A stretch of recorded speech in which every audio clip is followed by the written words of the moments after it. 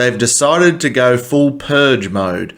If you've seen any of the Purge movies, I think that's what we're going to be having in the US in the next 12 months, 2023. It's going to be interesting.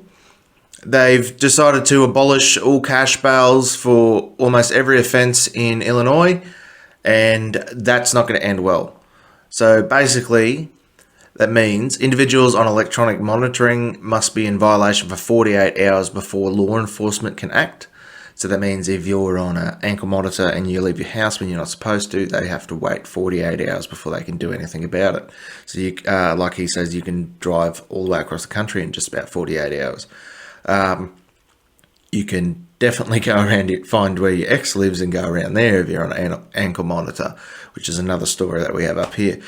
It prohibits officers from removing trespassers from your residence or business. So you can have someone come into your shop or your home and refuse to leave, start squatting, or just start robbing you, and you want them to leave, police come around, they'll give them a citation, give them a ticket for trespassing, and then they will go. The police can't remove them from the place, can't arrest them. So basically, you've got to take it into your own hands to beat out any sort of justice on that person and get them out of your house, get them away from your property. So castle doctrine in the US is going to come into effect a lot. There's going to be a lot more court cases with that. So if someone breaks into your house and you shoot them, what's that mean? A good law-abiding citizens protecting their home and family are going to be going to jail because the police are neutered.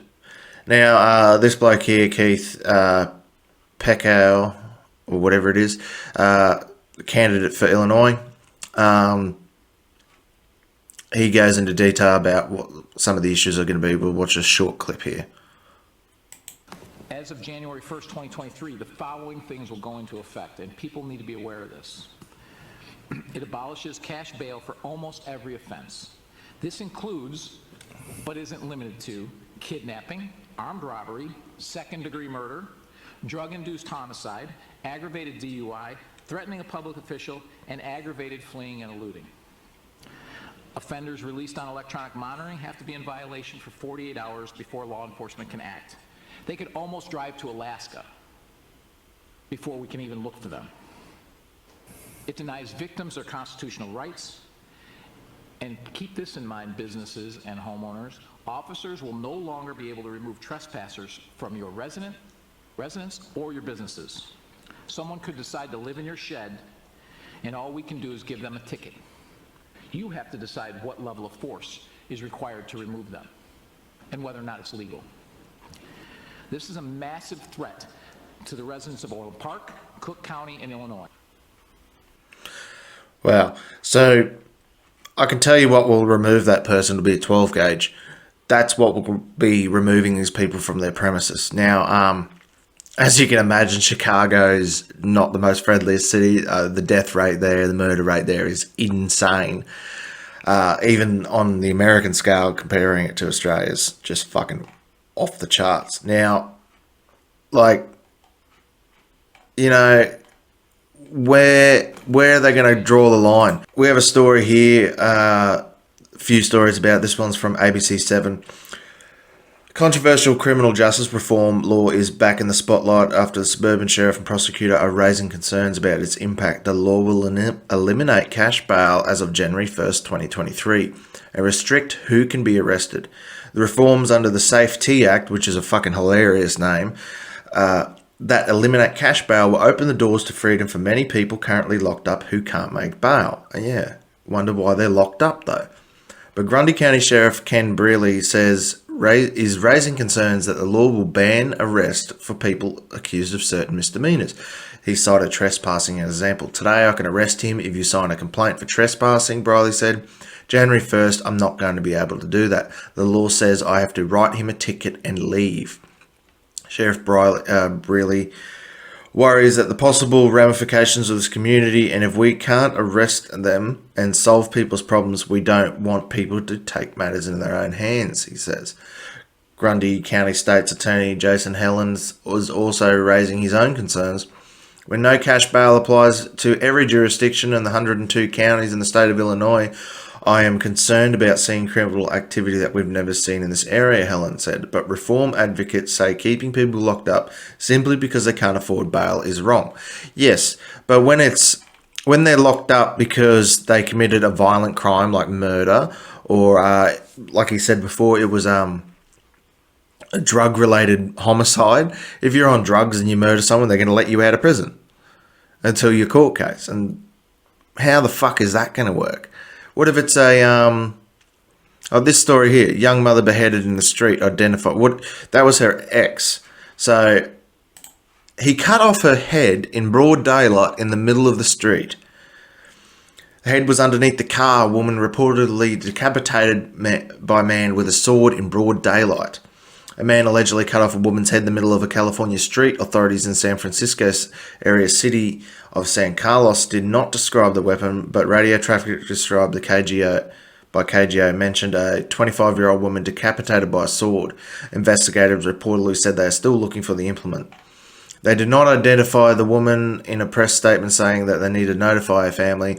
Authorities also did not name the suspect in the post, but law enforcement sources for KGO named him as Jose Solano Landeta.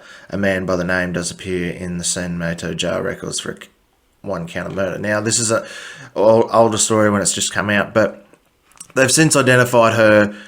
She had 2 kids, was murdered in front of her home. Luckily, the kids didn't see it, but her body was laying up against the back of the car and her head was underneath the car.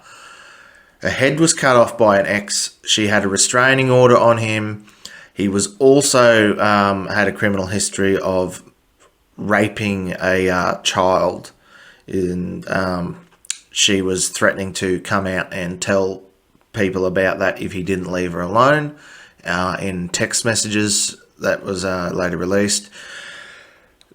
This is the state of the US at the moment. They're getting criminals out of jail. They're letting them out of jail. There's another one there. It's constant. It's always been bad for crime in the US, especially compared to Australia.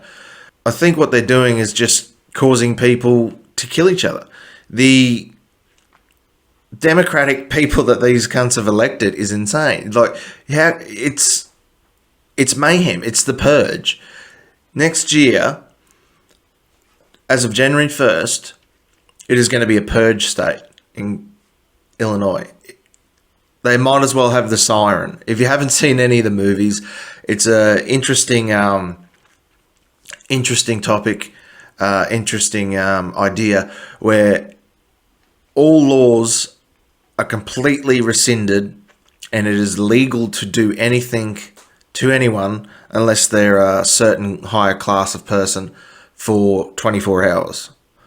There's several Purge movies out now. You can go and probably watch one of them, at least the first one, get the idea. But that's what the US is turning into, a purge state. So we'll see how this goes. But I can't see it ending well for anyone, criminals or law-abiding people in their own homes. This is going to cause mass casualties, mass shootings, people defending their homes. The amount of shit that's going to go wrong. Kidnapping is going to be, you're going to be let out of jail after you kidnap someone. No bail for someone who's a kidnapper or a murderer. That's fucking insane. Shows you what state of the world we're in at the moment. And the US seems to be charging full force into that shit show. Thanks for watching. Don't forget to share, like, and subscribe. Leave a comment down below, and I'll see you guys in the next video. Retribution.